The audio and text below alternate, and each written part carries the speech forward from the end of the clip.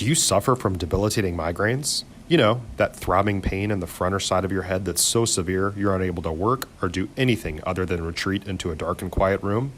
Have you had them for years and just haven't found a solution? Call Dr. Elizabeth Ebersol and put an end to your debilitating migraines forever, or go to her website at www.handmadehealth.com. That's www.handmadehealth.com.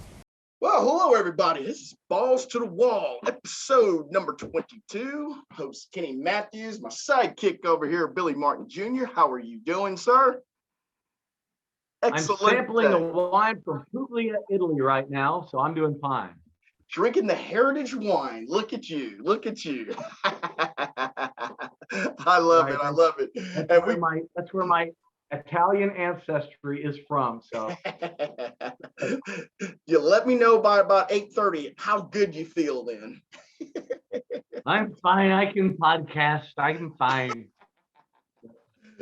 We do appreciate you guys listening to us every week. As I say every week, this is my best hour of the week. It's to talk sports here with my man Billy Martin Jr. Please subscribe to us on YouTube, Rumble, Anchor, and Spotify. We're there. Just click on there and subscribe. It takes less than 5 seconds. We greatly appreciate that. We also welcome all your comments and suggestions as we try to get better at this for you guys and give you the listening audience what they want to hear. Like us on Twitter and Facebook also, Balls to the Wall. Billy, wow. Well, we've got a lot of small things here. Football season's over. We had the Super Bowl this past week. It was another game decided by 3 points in the playoffs. The last 7 games of the playoffs have been extraordinary for at least entertainment reasons. I won't say that the Super Bowl was a great game. It was an entertaining game this past Sunday. Again, hats off to the Rams mortgaging the future for what happened this past Sunday night, giving up 3 first-round draft picks in the future, signing Mr. Miller here mid-season, signing Odell Beckham late in the year. I mean, they put all chips in, and guess what? They got to rake that pot, didn't they? Absolutely. You know, and hey, and kudos to them, because, you know, remember when they did, you know, I admit, I thought they were doing Jared Goff wrong. Yeah, that guy got him to a Super Bowl, and I thought it was sorry what they did, and they were right. You know, they did the right thing. I'm so happy for Stafford. Yeah. I overthink the mental side of the game sometimes because I'm so baseball, oriented. But like Yogi Berra said, 90% of this game is half mental. And it is.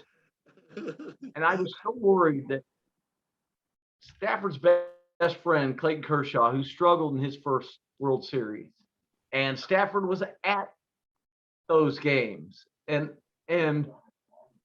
I was afraid that, you know, if Stafford struggles, is this going to be something meshed in their friendship for life? Right. And people are going to call them reasons. Yeah. I was so worried about that. And especially that, did you see that second interception that went through his player's hands? Right. But, you know, man, if that ends up being the turning point of the game, I was so worried about it. But you know what? Both quarterbacks played really well. Not anybody watching that game would point a finger and blame Joe Burrow for their loss. No. We're going to see a lot more of him. Absolutely. As we said weeks ago. I mean, I'm sorry, every now and then they show him interviewing or whatever, and I think I'm watching Home Alone. It looks like my Hulk when he's 12 years old. And it's like, this guy's in the Super Bowl. Are you kidding me? I'm waiting for him to, like, you know, start pulling traps on Joe Pesci.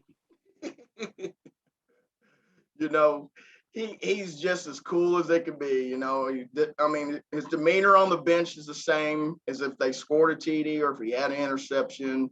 There's only a few people that can be that way, and it doesn't seem like it's fake either. It just seems like it's really genuine, how his expressions are. And let's give him credit for coming under a severe attack in the second half. The guy gets sacked 5 times in the second half, hit repeatedly, re-sprains his MCL on one of the sacks, just hanging in the pocket. My whole deal would be it's 2 plays for me. Man, I thought the Higgins drop was huge for them. He may have gotten the first down. He looks like he's about 1.5 yards short if he would have made the catch, but he was going towards, the first down marker. I'm not saying he would have made the first down, but say it's 4th and half a foot, maybe the Bengals go for it at that point in time instead of, having to punt on 4th and 8. I'm not sure. Maybe. What do you mean maybe? Yeah.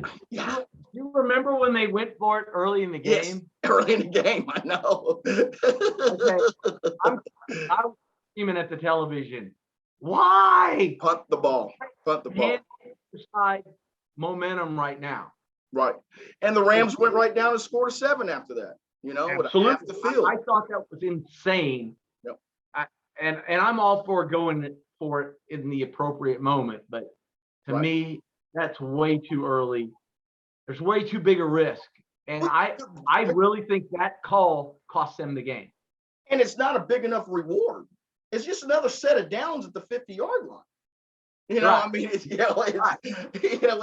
me, the risk was not way too high for the reward.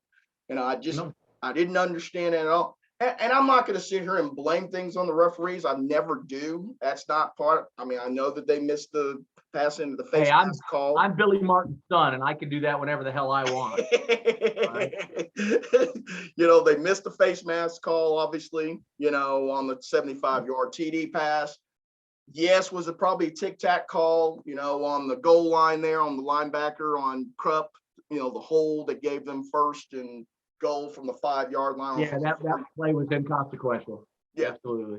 Yeah, I thought the referees had called a pretty good game up until that point. Obviously, they missed the one. But let me ask you this, Billy. On that face mask, I didn't know it was a face mask when I was watching it live. It wasn't until they showed the replays where you saw, him yanking on. I couldn't see it live at all. So, I didn't either. But one of the guys I was sitting with saw it. I didn't see it though. So I didn't see it, I'm blaming alcohol or something else. But, I will say this, it's, the Bengals obviously we knew going in that the offensive line was an issue for them, and it became an issue in the second half. Mr. Darnold, he showed you why he's the defensive MVP in that game. He made the great play on 3rd down, and then he makes basically the sack, on 4th down. You pay a man that much money in the middle, and he makes the 2 biggest defensive stops of your season.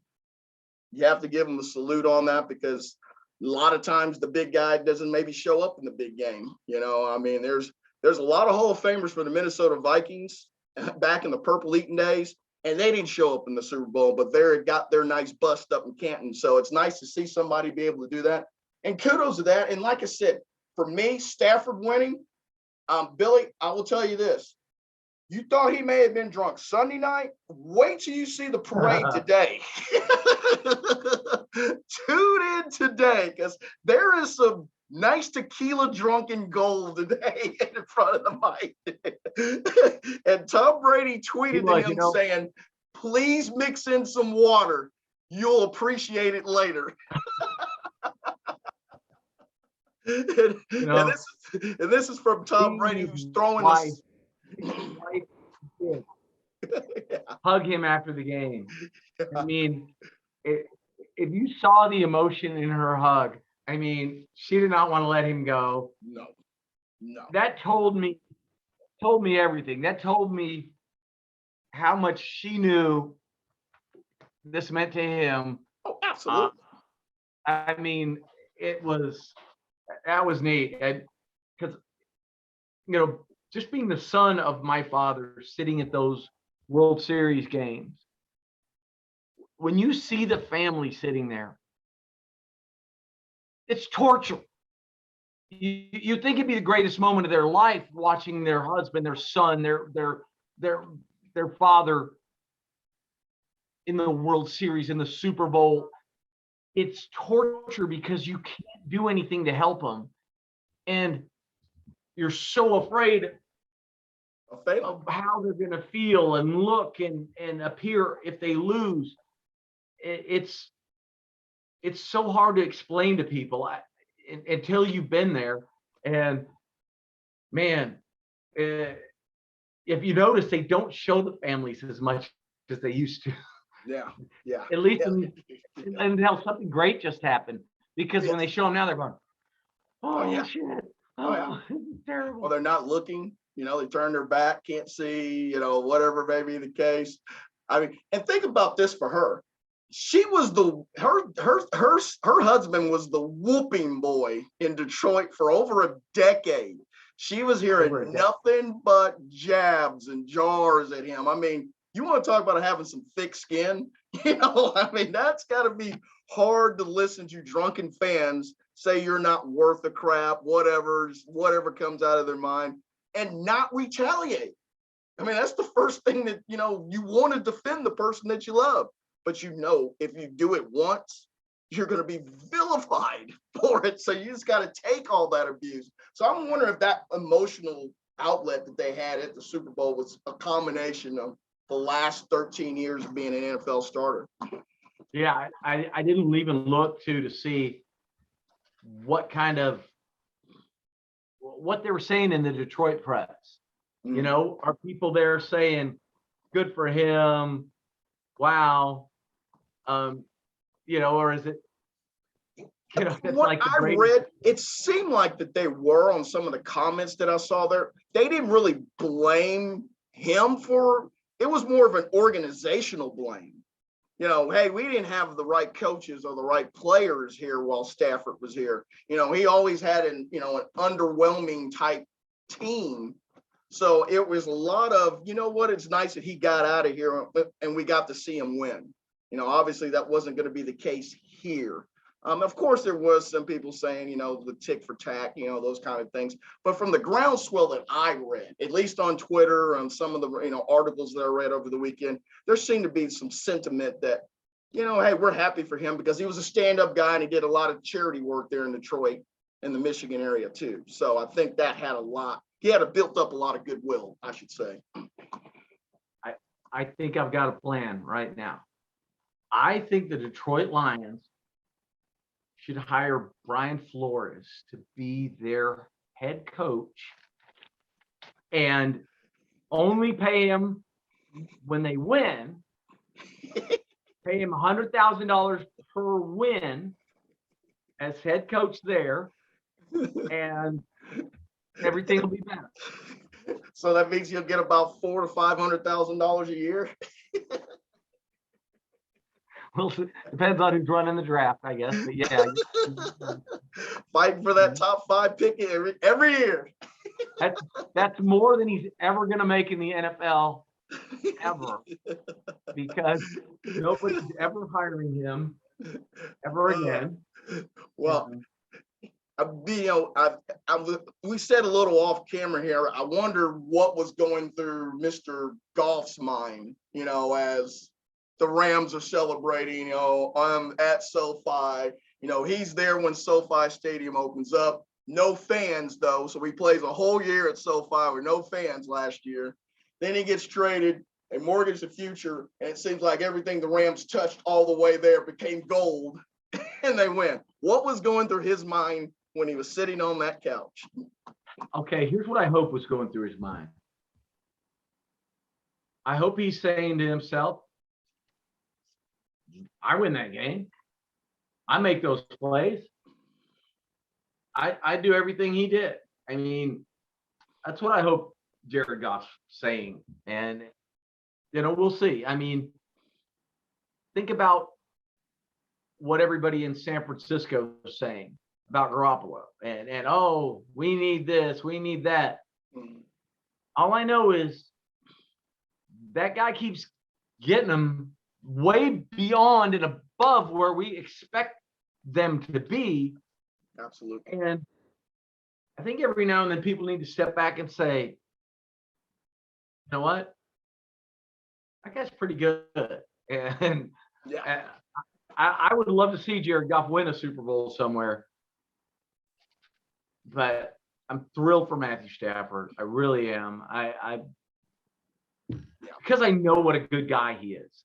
I know how good of a guy Clayton Kershaw is.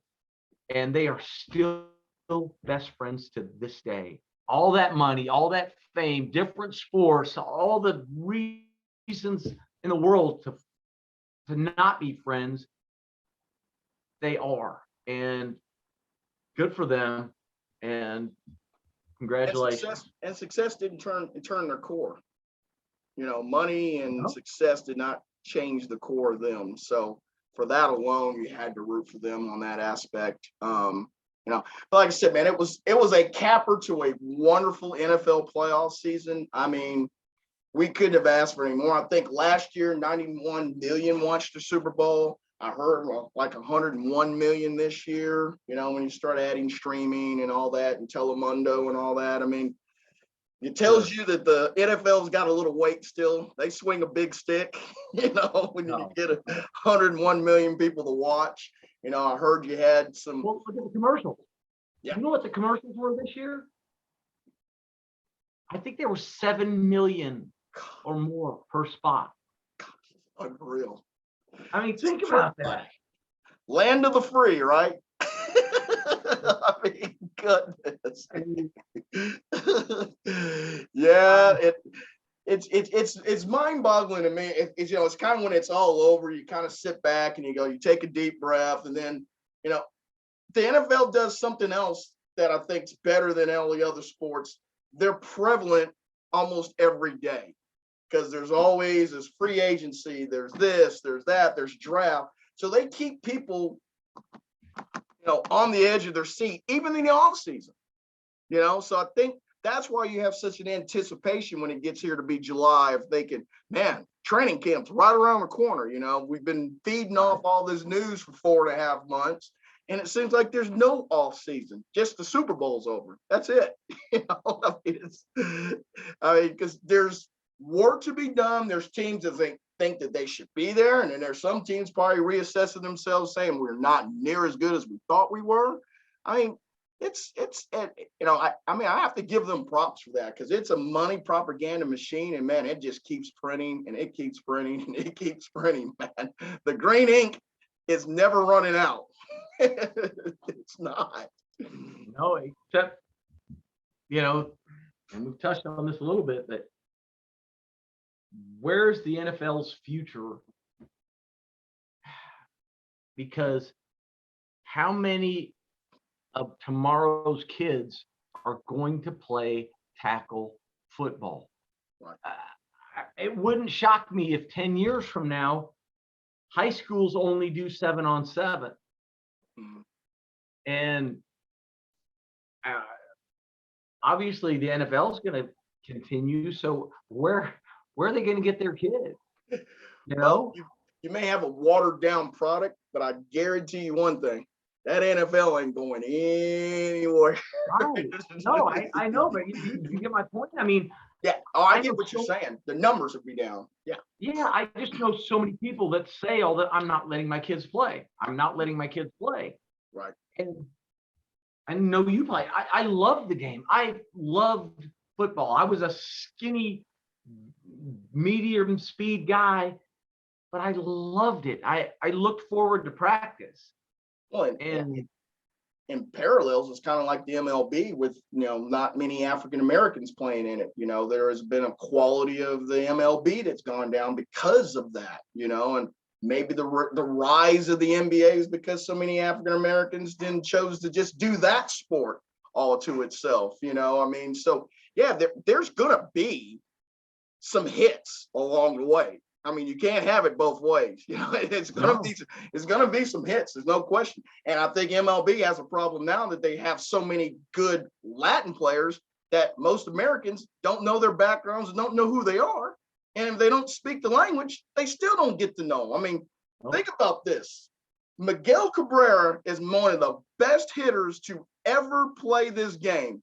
And I can count on one hand how many times I heard him have a mic in front of him. And all of that was because he hit his 500 home run, 2 of the interviews this year. I mean, that's a problem. That's a problem. So yeah, I think you're spot on. If you have 25 or 30% less players playing a game 10 years from now, your game's going to suffer from that. There's just no question, because you don't have growth at that point in time. You're having that downslide, and it's hard. Like, what did Don Sutton say? It's hard once the air leaves the balloon to blow it back up. It's really hard at that point in time. And, I think you're spot on about that. Yes, I do. It's weird too. How do you fix that? How do you get African-American kids back in the game of baseball? I mean, because with summer ball expenses and all the stuff that's going on there, and I know MLB's trying with their putting stadiums and facilities in areas, but at the end of the day,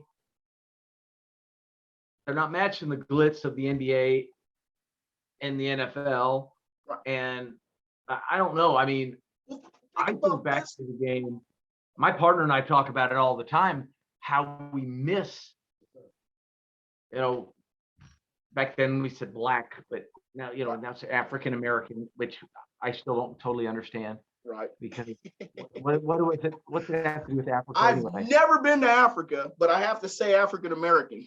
Right. Well, I have been to Italy, but am I an Italian American? Yeah, there you go. You're an Italian American. Right? Right hyphen Italian American. Right? I mean, and I can't tell you, like the year I managed in the American Association, this was like 2017. I can't tell you how many of my African American players would come up to me and say, "I hate that, Billy. I hate that. Why do they say that? I'm American. I'm just American. I'm American. I have nothing to do with Africa." I'm sorry. But I miss those players. I mean, those guys were so good to me. The Lenny Randalls, the Ricky Hendersons, the Dave Winfields, Dave Parkers. Those guys. Were multi-sport athletes. That now, I mean, you could probably make a case for Dave Parker in the Hall of Fame. You could maybe make a case for that. But Dave Winfield, obviously a Hall of Famer. Ricky Henderson, Hall of Famer. I mean, and you're talking about guys that were great. Ricky Henderson was an all California first team running back as a senior. Absolutely. I mean, there's choices. He had choices to make. Absolutely. I think he chose the right one. Yeah. Absolutely. I think Dave Winfield chose the right one. But yeah. But you're talking about all-world type athletes that now are not going to even give baseball a try. That hurts the game. That's the part that drives me crazy. And my partner Dave Pepe, he and I were talking about this recently, and he said that to me. He said he'd been watching the MLB Network was showing a lot of older games, and he was watching games from the 60s, 70s, 80s, 60s. Yeah, I've been doing the same. He's like, I miss the American black player. Yeah, I miss watching those guys play, and Mr. Maury Wills and the Kurt Floods. I didn't realize it until he said it. Yeah. I miss the Kurt Floods, the Lou Brocks, the Maury Wills of the game. We don't have those type of players anymore. Now I know the game has changed. There's not a whole lot of stolen bases, as much as there used to be. Used to be a premium on that. I do get that to a point. But still, I mean, I would always still want to build that roster around that guy that's left-handed and has got great speed, and has got an on-base percentage in the 400s, and can swipe you, 2 out of 3 bags. Give me that guy any day of the week to lead off for me than having a Judge bat second base or second award or whatever, but the game's just changed. And I know we've beat it to, a dead horse to death. I don't think the game has changed for the betterment, but that's okay. That's another episode. Another segment, right? Yeah, no, I'm with you. But Days, we do appreciate you guys listening to us here on Balls of the Wall. This is episode 22. Will you please subscribe to us on YouTube, Rumble, Anchor, Spotify, and it's very easy to do, and we welcome any of your comments and suggestions. We really do appreciate that. I know we love discussing some sports with you guys and just giving you different opinions on what we feel like. So, man, just please let us know. We're all open ears. We're good for that. I do want to touch base on a thing that kind of got on my crawl this weekend. That was the top 100 baseball players list that ESPN posted last week. And yes, Kenny's got some hot sports opinions on this list, very much so. First, I wanted to say, I won't go through the omissions just yet. We could talk about that in a minute. But I wanted to talk about, I made a couple of notices here on some marks here. Here you go. I thought that one thing is first. John Smoltz is number 93 on this list, right behind Roy Halladay. Now, for me, I'm a small Hall of Fame is better for me than a Hall of Fame. I'm very critical on that point. I think that people who are in the Hall of Fame should be mortals or iconic.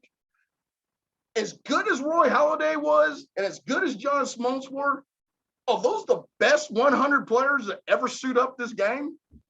I have a problem with that. I don't think so. I just don't think so. They're great. They're Hall of Fame players. Don't get me wrong. But when you think 100, there's no doubt. You look at him and say, oh, yeah, he's top 100 guy. Oh, yeah, he's a top. I don't even need to look at the stats. I don't even need to look at it. But, yeah, those were two glowing things there. I thought Ryan Sandberg, he's probably top 5 second baseman to ever played a game. Is he a top 100 player at 91? I'm not so sure about that. I don't think he makes the 100 list here, but I know second base is small and the numbers of great players. I know second base and third base are pretty much the lowest in the Hall of Fame, I believe, position-wise. So I kind of get that, but I thought that was a little low. As good as Robbie Alomar was, is he the 88th best player to ever suit him up? Yes. He is? Yes. He is? For me, he's better than that. Okay.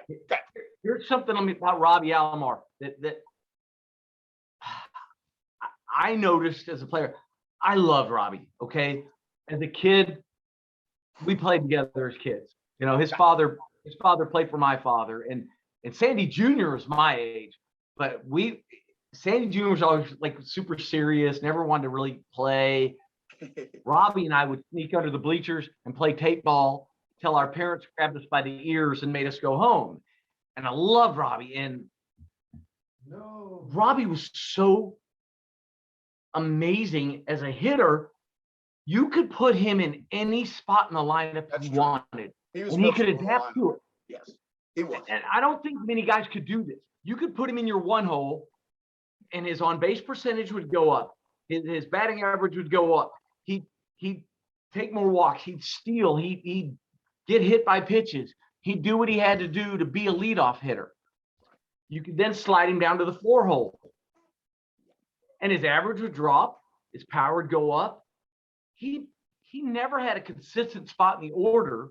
It was just always in the top 4. But he did whatever his team needed. And to this day, I've still not seen a better defensive second baseman.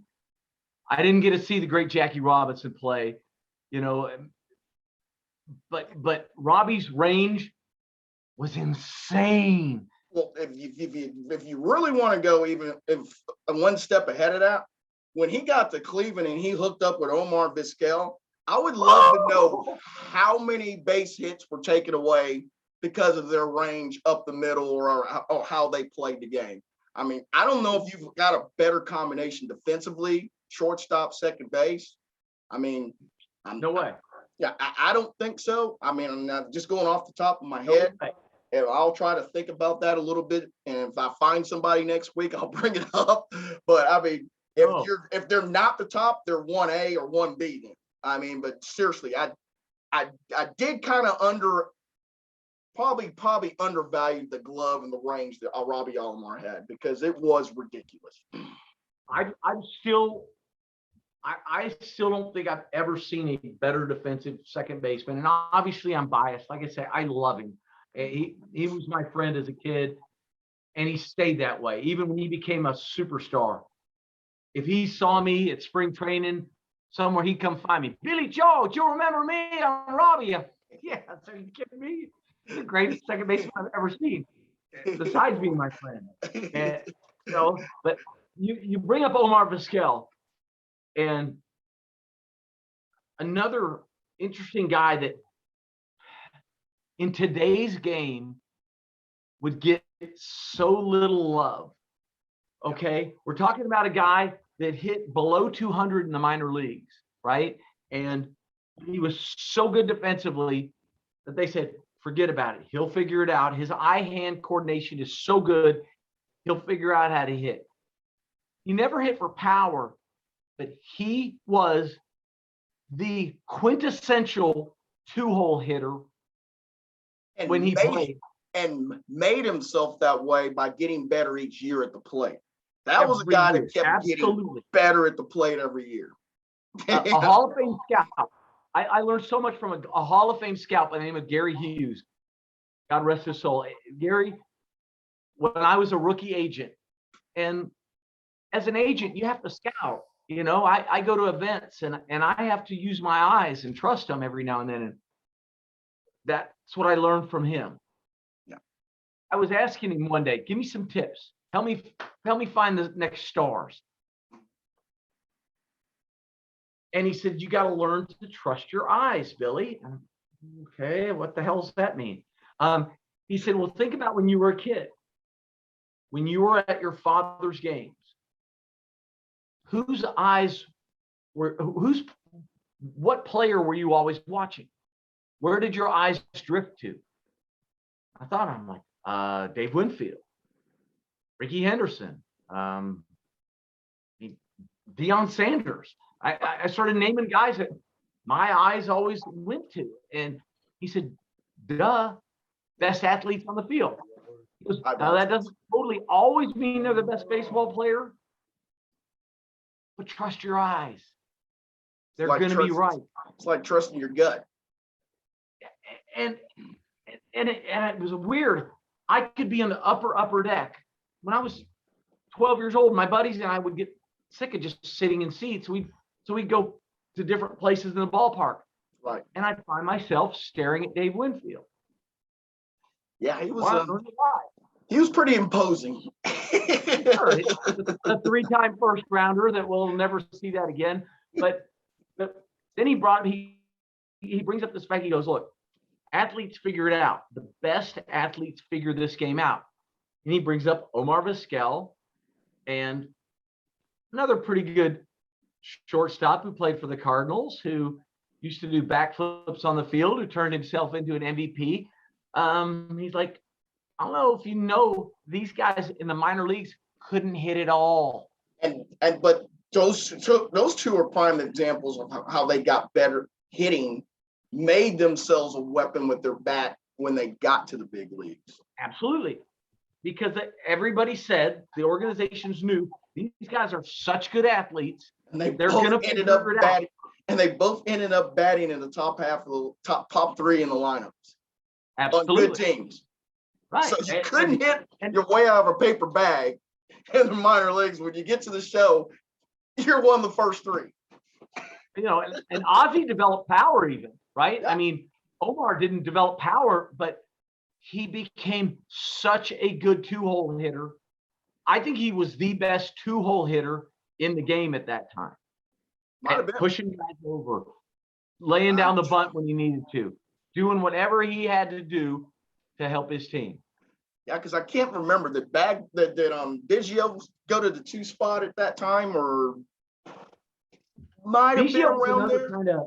kind of Vizquel had a little Robby in him. He could adapt to different spots in the order a little bit, but I remember he batted leadoff for a number of years when he was playing when it came up as a catcher. But yeah, you're probably right about that. I probably undervalue the glove factor because I always thought the best defensive player at second base that I saw was Joe Morgan.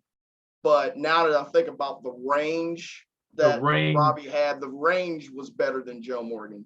And Joe Morgan was, oh my God, great too. Don't get me wrong. No, I'm gonna get to Joe Morgan in just a second here, but there's another guy in this top, about 80 or so here that I thought was a little high was Vladimir Guerrero.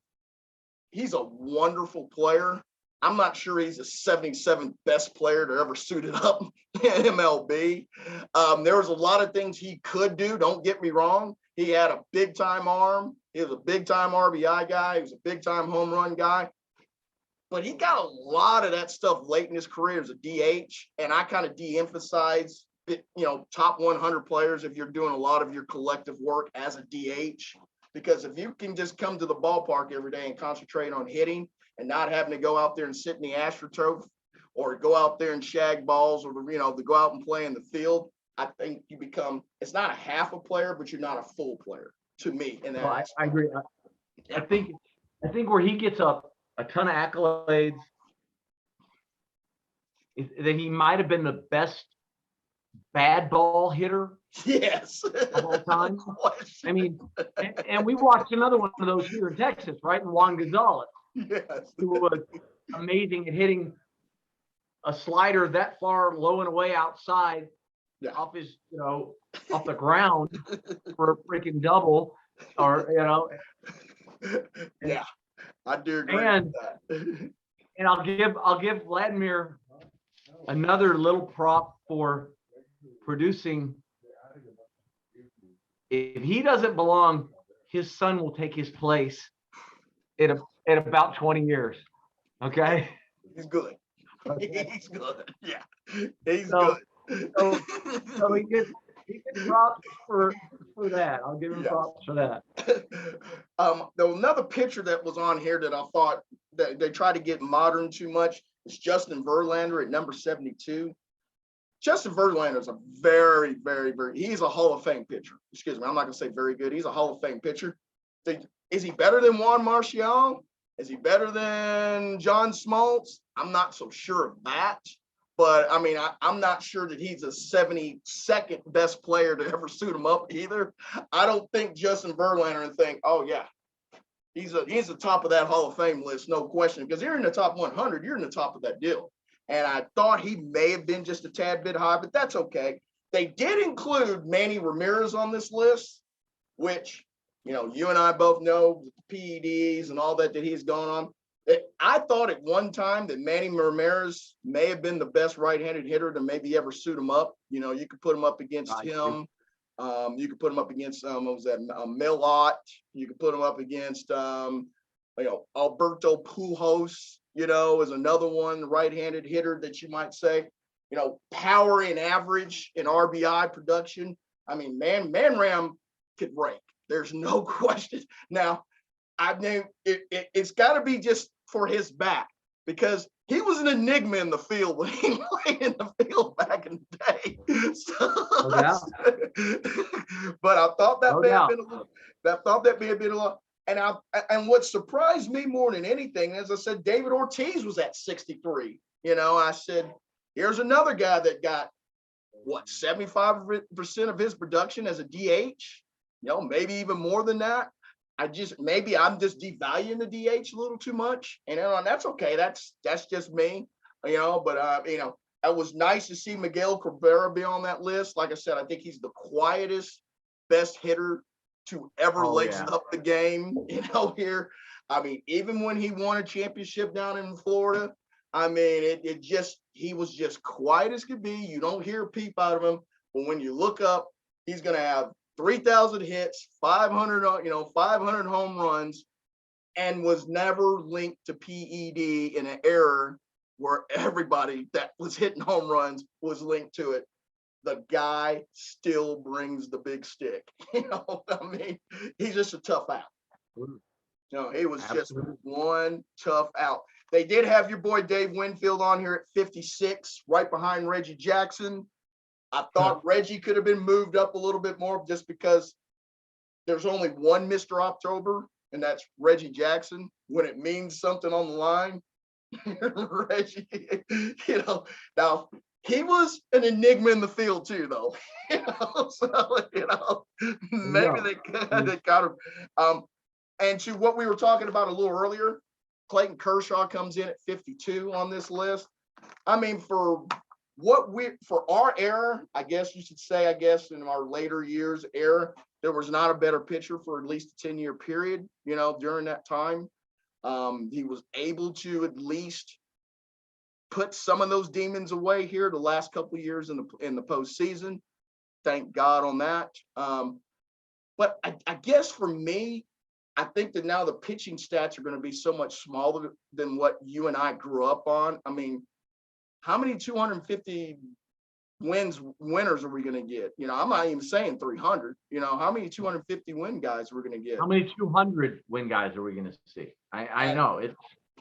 So I mean, it's going to litter down the stats, in the Hall of Fame because of that. Now, I'm not saying that Kershaw's not worthy of being a Hall of Famer. Don't get me wrong. It's just his stats are going to look horrible to somebody like Ferguson Jenkins or somebody like Steve Carlton or somebody, that pitched 8-9 innings all the time. I battle that a little bit. So, I mean, it's kind of hard for me to say that maybe he's an impactful player, but I'm not sure if he's the 52nd best player to ever play the game either. I don't think that that's fair, but, we can argue that. Frank Thomas is in the top 50, another DH, basically. I mean, that was a great right-handed hitter. He had great right field, right center field power. I mean, and he was a 300 hitter for the most part. He was an RBI guy. He wasn't going to steal you any bases. And he sure as hell wasn't going to steal any outs when he was in the field. I thought that was a little high for him. I think there was, he could probably be in the 100. I probably wouldn't argue that, but in the top 50, I think that's a little high. Well, I agree. I totally agree with you there. Here's a guy I think should be higher. That should be Ichiro. He comes in at 46. If you count his Japanese hits, he's right at almost Pete Rose level, an amount of hits that came in there. And you're talking about a guy that could do everything. So I think that may be a little low. I agree. No, I totally agree. And remember this: how old was he when he came here? Yeah. I mean, right? Yeah. What? Add another 6-7 years of those kind of numbers. I mean, then where is he on that list? And is it safe to say? And it's safe to say that he notched his own name in Seattle when they already had the king of Seattle and Ken Griffey. He was able to move Ken Griffey over a little bit and say, let me get myself on this mantle too. You know what I mean? And that's a guy that wasn't doing interviews. That was a guy that wasn't being very public amongst the eye, but he was able to say, Ken, you may be up there a little high, but I'm not very far behind you, buddy, up here on this list. But I did think that they did this, Wade Boggs and Tony Gwynn, you could kind of go, they were almost the same kind of player for a number of years. They were the exact same guy. And they put them in the perfect spot right behind each other. I thought that was really good. I thought that they clever with that. I already had said something earlier. I thought that Joe Morgan was a little too low for me. He was 37. Here's a guy that's got 2 MVPs at second base. He was, by far, besides Pete Rose, he probably was the best hitter on that team, pound for pound, during the Reds, stayed in there. Maybe it's because maybe because Joe Morgan is no longer here with us. I get a little more sentimental, but I can see where Joe Morgan can move up a few spots here, but I'm not complaining about it. I'm not complaining about it at all. They did put Pete Rose on the list at 34. I have a problem with that. I think that the all-time hits leader should be somewhere a little higher than 34. And talk about versatility. You talked about versatility. That guy could bat anywhere in the lineup and play anywhere in the field, and was great at it. I mean, Yep.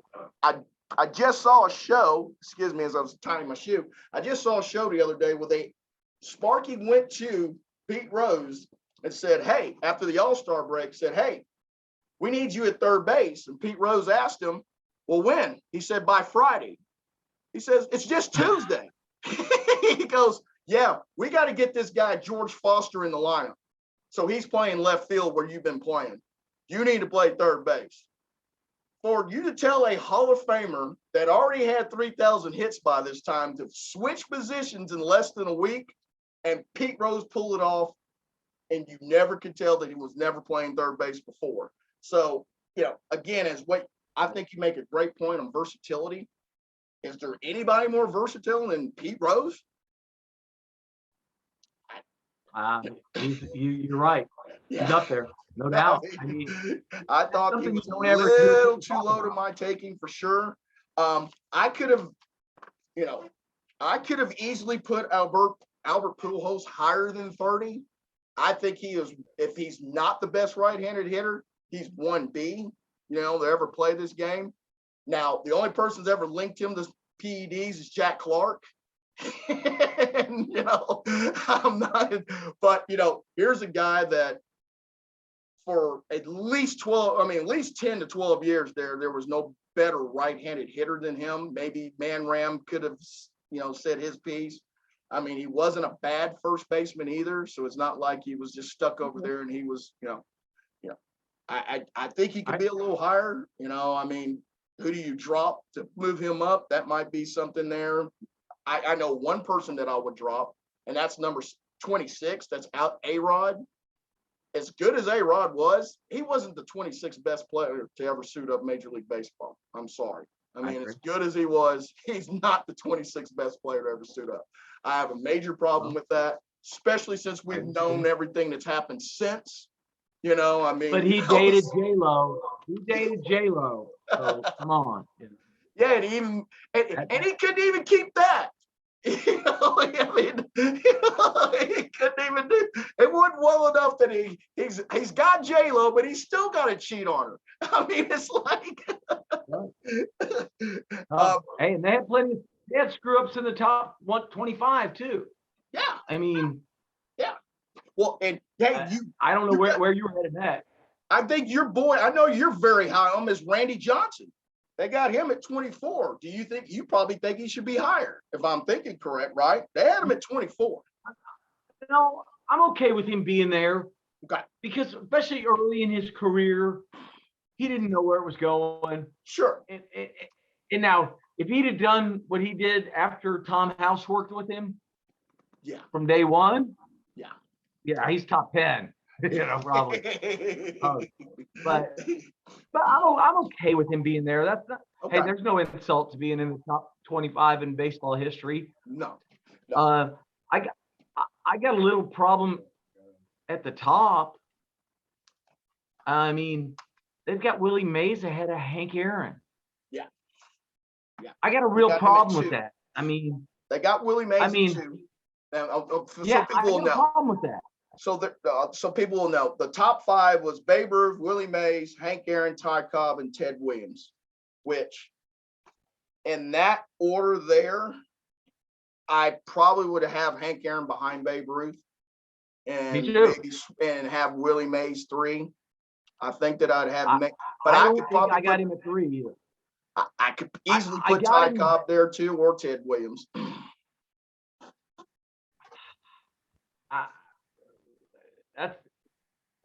Come on, we're talking top 5 anyway, so it's not that big a difference. But to put him in front of Hank really bugs me for some reason. People always compared Mickey and Willie were always the comparisons, right? Mm-hmm. The New York Giants and the New York Yankees center fielders and all. So it was always comparison, right? Mickey never said what he thought about him and Willie, but his kind of side joke always was, Hank's better than both of us. Mickey used to say that all the time, and he meant it, He Well, used to say it all the time. Hank's better than both of us. Why are you comparing us all the time?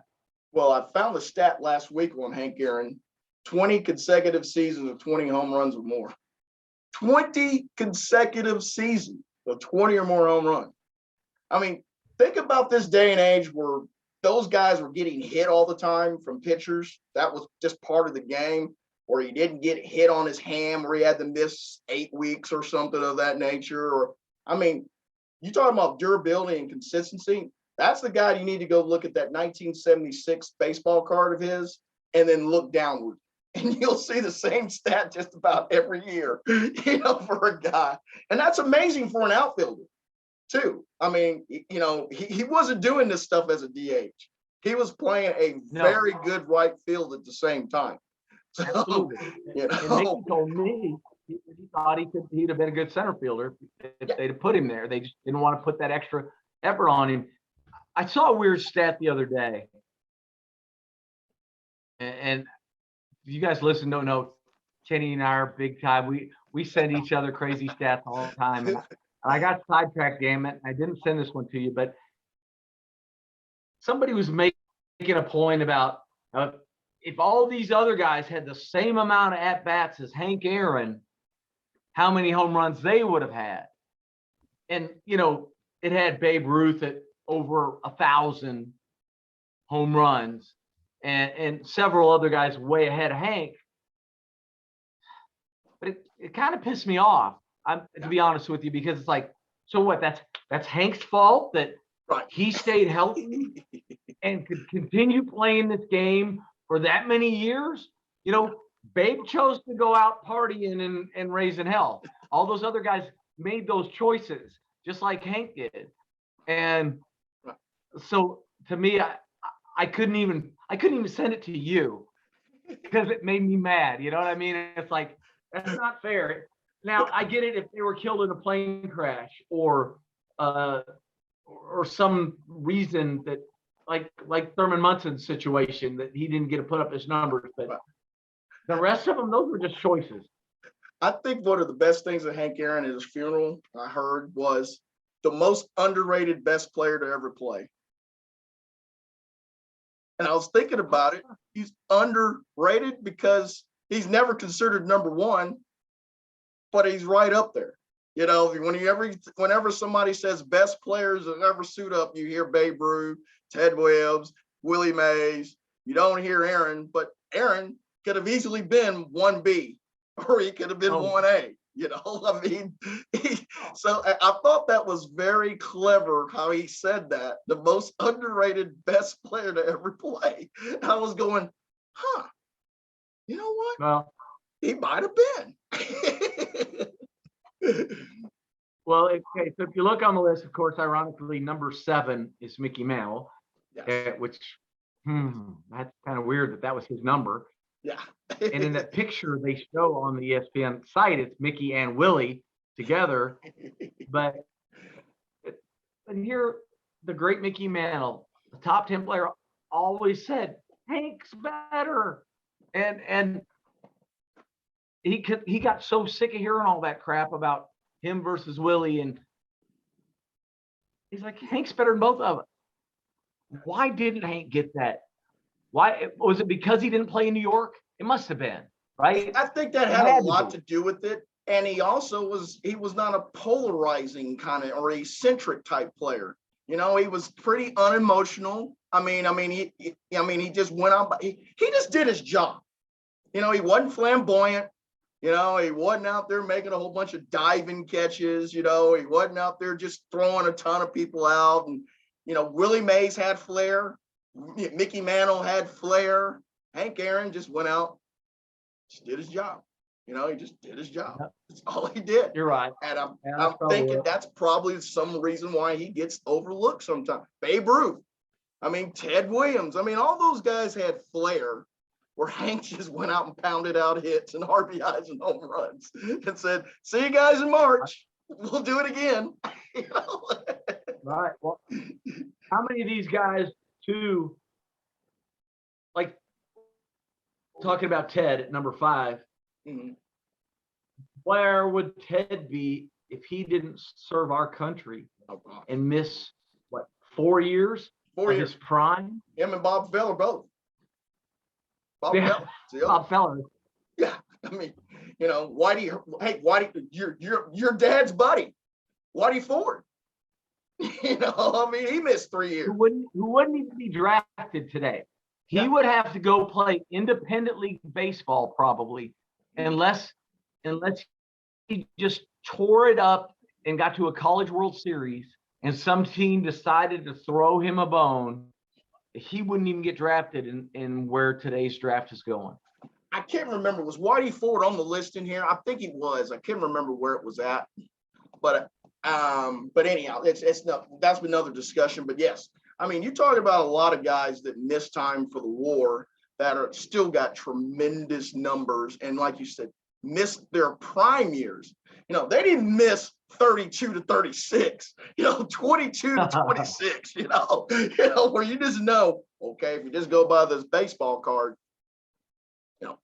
easily Ted Williams could add 150 to 175 more home runs, 500 more RBIs easily, and so, yeah, it's unreal that used to happen. Can you imagine this day and game right now that if Soto for the Washington Nationals had to go to the war for 4 years right now?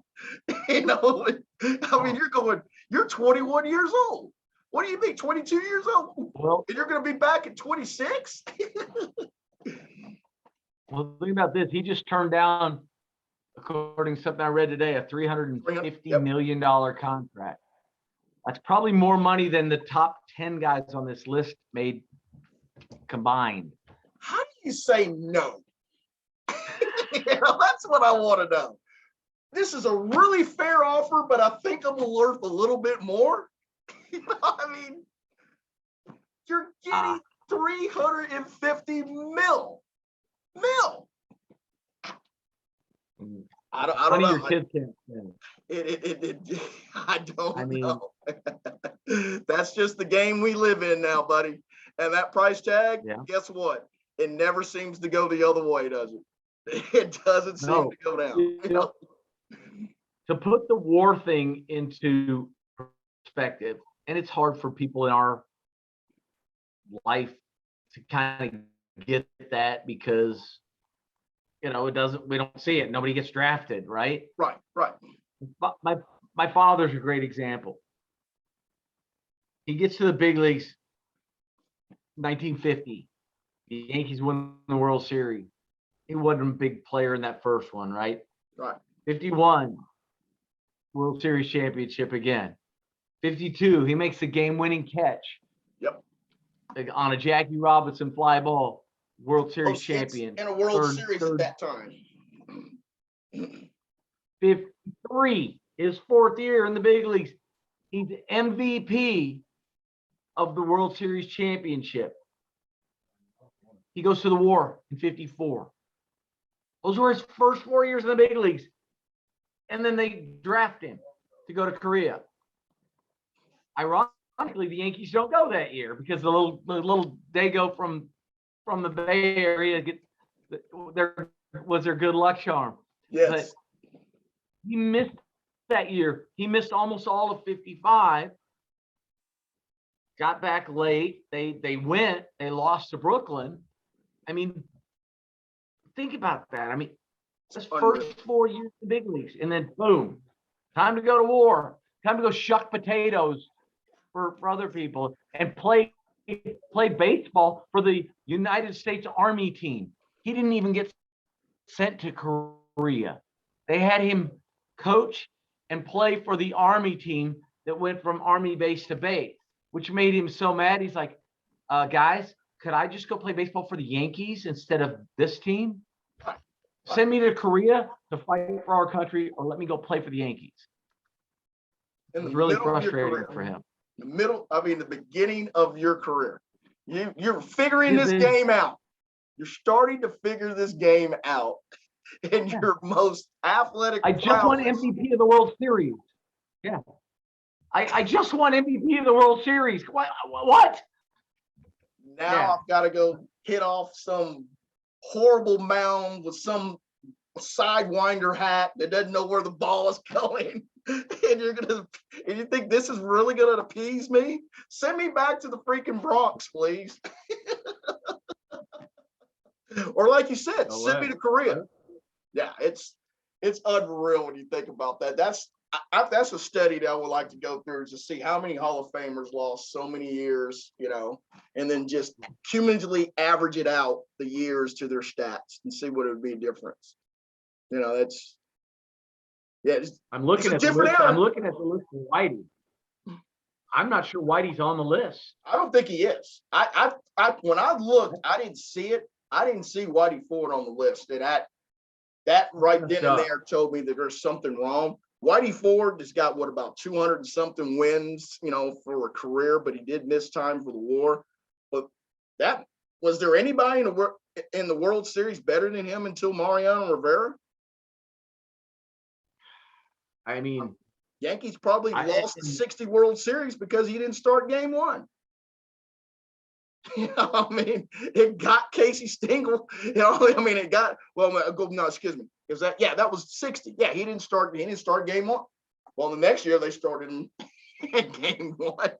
But yeah, I can't believe he wasn't on the list. Not on the list, and that's wrong. I'm not going to say who he replaced. There was a couple pitchers on here that I thought were, I know they're Hall of Famers and Holiday, Smoltz, and Verlander, but I don't think that they're better than Whitey Ford was. I don't think so. Who do you want in the postseason? And maybe they should do a different list.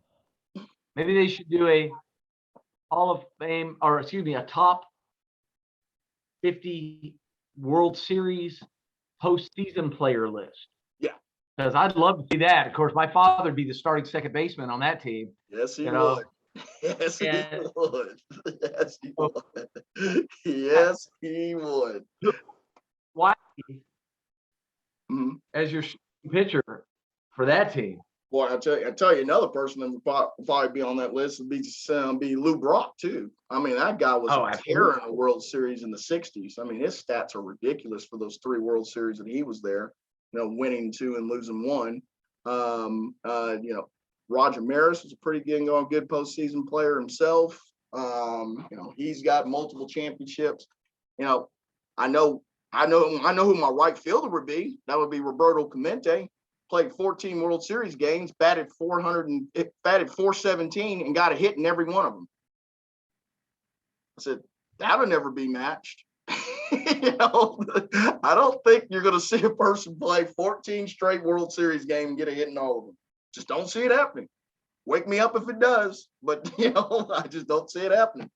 For a very quiet demeanor, Roberto Clemente, you look up there and you just say, when it mattered, he showed up. When it mattered, he showed up. And carrying a Buccos team that, was undoubtedly the huge dog against Baltimore that year. If you remember, that was the year that Baltimore had, if I'm thinking correct, that was the year that Baltimore had 4 20-game winners. Or was that 70? I can't remember if it's 70 or 71. I can't remember which one it was. Yeah. But, I'm going to bet it was I'm going to bet they had at least 2 or 3 if they didn't have 4. Well, I thought Jim Palmer was a little low on the list. Jim Palmer was, you can argue that he was just almost as good as Tom Seaver during that era. Sure. You look at the numbers, you said, hey, they're both aces. They're both starting the All-Star games. They're both going to World Series. I thought I think it hurts him. I think it hurts him that he had those other 3 20-game winners. Mm-hmm. Yes. Because it almost makes it feel like, anybody could be a 20-game winner on this team. Yeah. Well, Palmer's the only one that got to be with Earl Weaver twice. He lasted that long, But yeah, for a while there, Palmer pretty much was just a 2-pitch pitcher too. If you realize he was predominantly a fastball pitcher. He acquired a slider later in his career, but that's a guy that, if I'm not mistaken, it was a 67 when he came up. So he played on all 3 of the World Series there with the Orioles in the late 60s, early 70s, and then he played with them. He was also a starting pitcher with them, and they won it in 83 or 82 with Cal Ripken. I don't know. It's a long time to be dominant. It's a long time to be dominant, though. It really is. So I thought he was a little undervalued. But yeah, that was kind of our list, guys. We can go into more details on this list. I thought there were just some spots that I thought were head scratchers, and I'm glad that I'm glad that take this back. Billy Martin Sr. brings this guy to the Rangers from the Cubs. Fergie's not on the list. Oh. Yeah, that's weird. Yeah, that was what got me on the Smoltz and Holiday when Ferguson Jenkins was not on this list. That's what got me. I said, you want to talk about somebody that's undervalued? And I think the Cubs have 2 very undervalued Hall of Famers from that era, Billy Williams and Ferguson Jenkins. You never talk about these guys, but these guys, go look at their baseball card. That's all I'm going to say. You go look at their baseball card, you're going to go, wow. Guys are pretty dang good. And go look at that one of the stats we'd set back and forth on seasons that had, how many complete games guys had, and there were guys that had 20, 35, 20 complete games in the season. And look, last year there were 3 players that had 3. Lolich pitched 376 innings that year, 42 starts, 35 complete games. Wow, it's unreal. That's I can tell you this right now. You get guys missing starts when they get to 150 innings now. Oh, he needs to give maintenance, and he needs to save the arm. Man, Mickey Lolich had 150 before May 1st. It's just unreal to me how they baby the pitching arms now. And it's never going to go back the other way, unfortunately. But that's another argument for us down the road. Hey, I did want to make quickly, I know we've been running up on time. I want to do a quick thumbs up, thumbs down for you guys real quick. First, my thumbs up. We have not talked about this sport once, but now that it's turned around, it's hockey. It's for Sidney Crosby. He got his 500 goal last night, the kid. This is a guy that was a phenom when he was 2 years old. He's a guy that went through everything there. But the one thing to say about this guy is he's never been in any trouble, and nobody will say one bad thing about this guy. That's a guy that got it right at the beginning and stayed to the core, as we said, like Kershaw and Stafford have done. And he doesn't do it with any fanfare. It's not look at me, look at me. All he does is just go out and win Stanley Cups and put the puck in the back of the net. So major props to Sidney Crosby last night. I thought that was a nice moment, and he did it at home. So you like to see when those milestones happen in front of your own fans.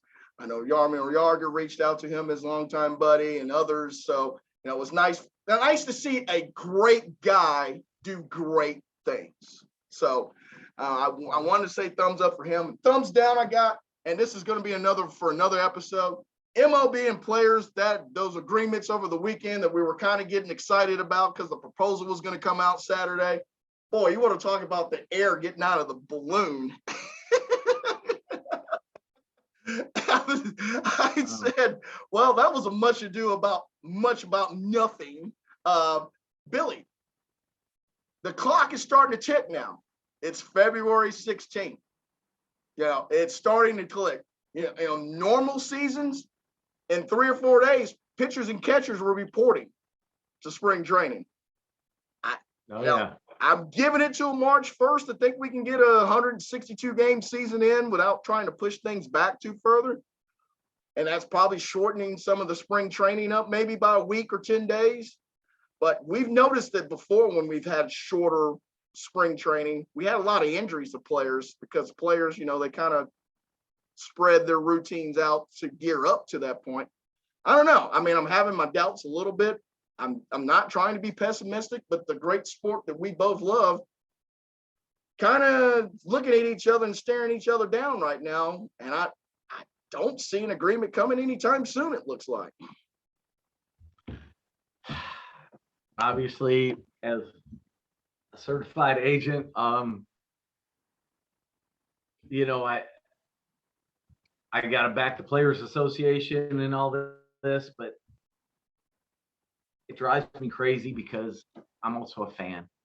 Yeah. I mean, I love the game, and the last thing I want, especially now with the pandemic and all the crap we've been through the last few years and all the politics that have crept into every sport, whether, it's kneeling or this or that group that all of a sudden people are getting behind and up, all that stuff. Sports should be our escape from it. That's why you and I don't talk about politics. And it has nothing to do with whether we're on the same page or not. It has to do with this isn't the forum for that. We're sports guys. I don't care what actors or athletes have to say about sports. Play your game. Act in your movie. Absolutely. That's what I want to see. I can turn the news on if I want to watch politics. I can read the newspaper. Let's get away from that crap and get the game back. So I feel the same way when it comes to lockout/strike, whatever it's going to be. Please figure it out, guys. Get your what together, and let's put the great game on because we need an escape. And baseball can't really afford at this point in time to lose any more fans. The game has been losing the fans itself as is. The product, the 3.5 and 4 hour games is losing fans.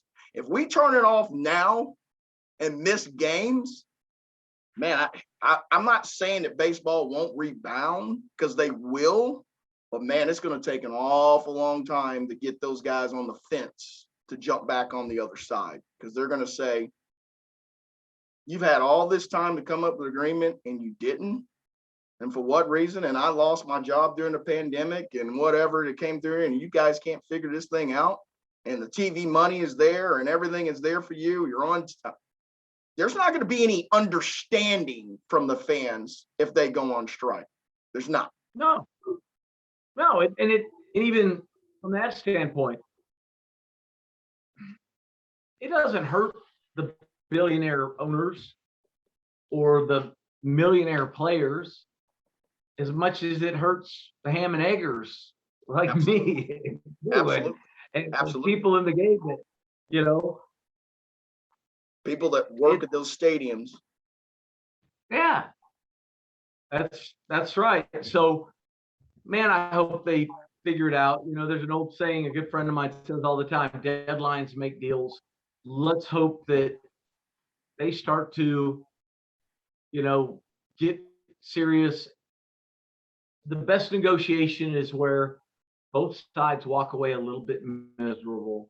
Yes. And yes. And so let's start taking turns giving a little bit and figure this out because at the end of the day, baseball needs to play. We need baseball going on April Fool's Day. We need 100, and believe me, those owners, they can absorb some losses, but they need 162 gates because they didn't get 162 full stadium gates the last 2 years. So, they need those gates, and they need us being excited about that, willing to spend $9 on a hot dog, $12 on a beer because we're there. I mean, they really do need that. I mean, they haven't had atmosphere until midway through last season, and even some of those places weren't at full capacity. So, I mean, we need 160, we need 32 opening days sellouts is what they need, across the board. And I'm hoping this time next week, Billy, we have some positive news on that front. I'm hoping. I'm going to give it a week for me not to be all amped up and have angst. I'm going to trust that there are some secret talks going on. I'm going to trust there's some 3 a.m. text messages going on somewhere saying, okay, we're getting close here. We're going to do this here. But I also am looking at this stopwatch here, knowing it should be pitchers and moving. It should be moving day. There should be some vans moving out to Arizona and Florida right now with baseball equipment, and they're not. And that worries me. That worries me.